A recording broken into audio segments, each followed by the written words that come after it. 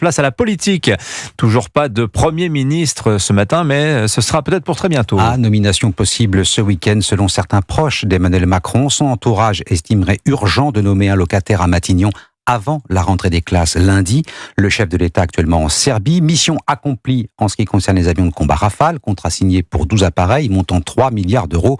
Un Emmanuel Macron rattrapé par la politique intérieure. Alexis de la Fontaine, vous êtes l'envoyé spécial d'Europe 1 à Belgrade. Oui, Emmanuel Macron s'est brièvement exprimé sur l'absence de Premier ministre 45 jours après la démission de Gabriel Attal.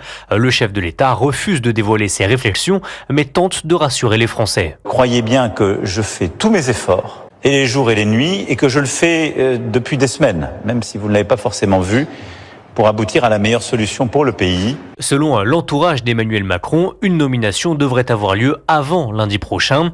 Autre actualité, l'arrestation de Pavel Dourov, le patron de Telegram.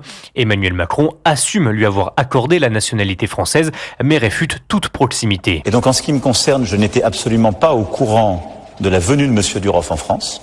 Il est faux que j'avais procédé à quelque invitation que ce soit. C'est totalement faux. Je n'étais pas supposé voir M. Dourov, ni en fin de semaine dernière, ni dans les jours à venir. Je n'étais pas au courant qu'il allait arriver en France. Le milliardaire russe est actuellement mis en examen et reste sous contrôle judiciaire. Belgrade, Alexis de la Fontaine pour Europe 1.